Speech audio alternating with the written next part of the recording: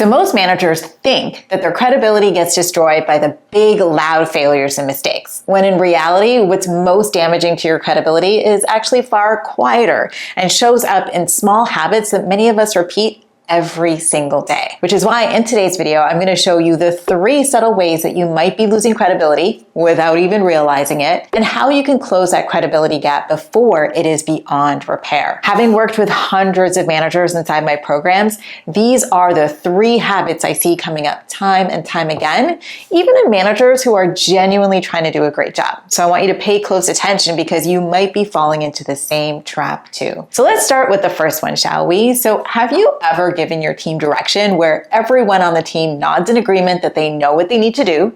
They go off and do the work, but what comes back to you is completely off? Yeah, that has happened to me as well. And honestly, I have to say it is super frustrating because I know, like, in your head, you're thinking, I literally told you what I needed. So how in the world did we get here? Now, I will say this. Sometimes the reason why there is this disconnect between what was said and what is received is because, well, sometimes there could be a skill gap. And as a result, the person doesn't necessarily have the ability to execute. Or maybe there were competing priorities pulling on their attention, so they weren't able to execute as intended, right? Those are real legitimate issues. But can I tell you what I see actually the most often when I'm coaching managers? It's that the direction itself wasn't as clear as what they thought it was, in addition to some of those other things that I just mentioned as well. Now, the funny thing about this is that usually the managers think that they're being clear. In fact, I can't tell you how many times I've been coaching peeps and I've asked them to repeat back what they said to their team and communicate it to me.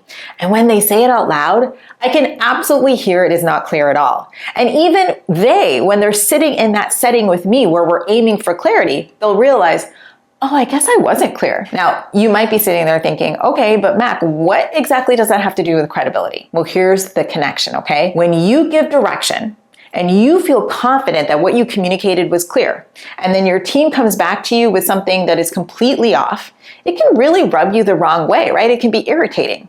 And so what does that do? Well, that naturally leads to a subtext of frustration where it's like, like we already talked about this. And for some of you, you'll say it out loud, and others you might not, but it still comes out in your body language and your tone, right? That's what says it for you. And of course that lands on your team because we're wired to pick up on subtext and body language. So since that's the case, how do you think receiving that energy from you would make them feel? Actually, scratch that. Don't think about it from your team's perspective, okay? Think about it from your own perspective. So if your manager gave you direction and you did the very best you could to complete it, and then got corrected with a hint of annoyance when you came back with what you came back with, how would you feel? I know for me, I'd feel pretty bad and disappointed in myself, but I'd also feel like the goalpost had moved on me, especially since I thought I was doing what I was told to do. So the same thing goes for your team. And after more and more run-ins like that, it can be very easy for them to come to the conclusion that, well, is this someone who I can actually trust to help me succeed? Hence where the credibility breaks. So how do you know, my friend, if this is an issue of yours? Like, how do you know if you default to being unclear? Well, there are a few signs that you can look out for. So number 1, if you're having to repeat yourself often, that might be a sign. If you're constantly having to top off their work, meaning they bring back something to you and then you're having to jump in to tweak or fix it because what you're getting back isn't quite what you want, that's a sign. If you're getting a lot of follow-up questions after you've given direction, and not like additional context questions, but like questions that make you think, I'm pretty sure I said that. Or if you find yourself often frustrated with the results, but you can't necessarily put your finger on why, that is a sign that you're being unclear, right? Those generally are some signs that you lack clarity in your expectations. So the question becomes like, what do you do about this? Well, it's as simple as learning to be clear. But I know in saying that that's not so simple. It's actually very hard to do, and it's not something that comes naturally for a lot of us, which is why it's actually a skill. And it's also why I teach my students a very specific framework in the New Manager Accelerator for how to structure these conversations so that all your conversations land as intended. Now, I'm obviously not going to get into that framework here, but I will say this. I want you to start to pay attention to how you're checking for understanding at the end of your conversations. So one of the things that people say, I think as a default after communicating expectations is, well, does that make sense? Or do you know what I mean? Which to me is simply an invitation for a yes and not for clarity. You see, most people, especially when they're still getting to know you, will nod and say yes, even when they are lost, because they're afraid to admit that they don't understand.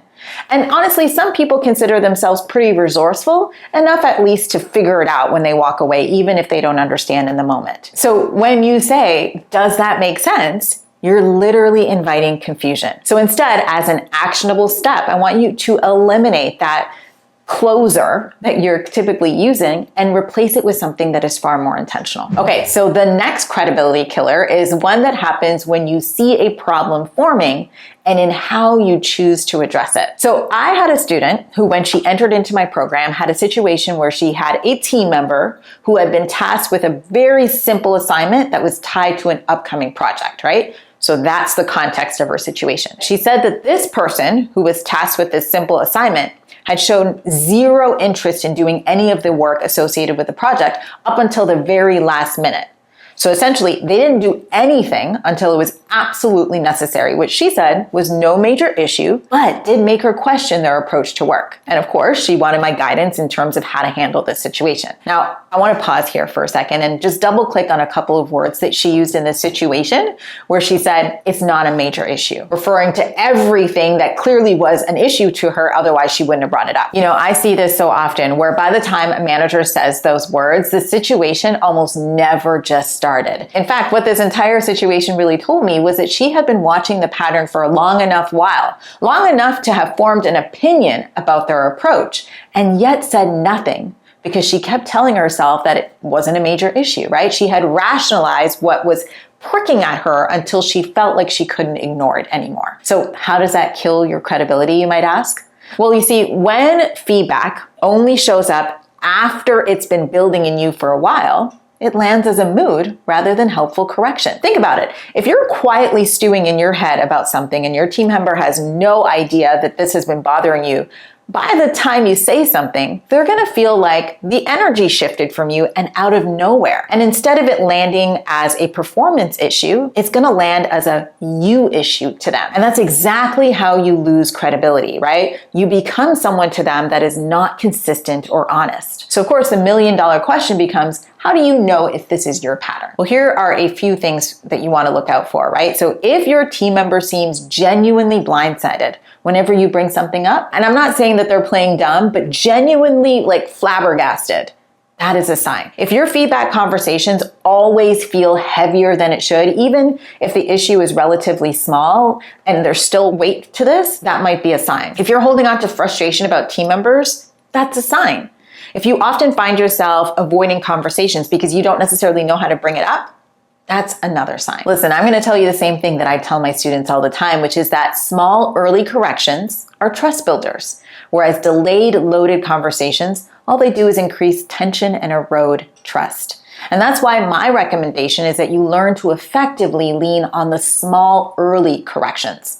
Now, I'm not saying that you want to be a nag, right? No one wants that. But what I am saying is that accumulation is actually damaging and more uncomfortable for both you and them. So just learn to speak clearly and early about the things that you don't like so it doesn't snowball into something that it doesn't need to be. So this next credibility killer is actually one that on the surface looks genuinely good, like genuinely good leadership, but like I said, is still damaging to your cred. So let me ask you something. Do you often have moments where team members come to you stuck or struggling and then you see exactly what needs to happen? So what you do is you jump in on their behalf and handle it. Well, I'm raising my hand right now because I've done this numerous times too. And I think it's only natural as a supportive manager that if you see a need, that you step in to fix, that you step in to provide support, right? Because you want to be supportive. But here's how it kills your credibility. Actually, it damages a lot more than your credibility, but within the context of this video, I just want to talk about your cred and how it damages your cred. So every single time that you step in and you fix something,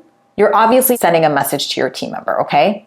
And that message is not, oh, my manager is so helpful and supportive, okay?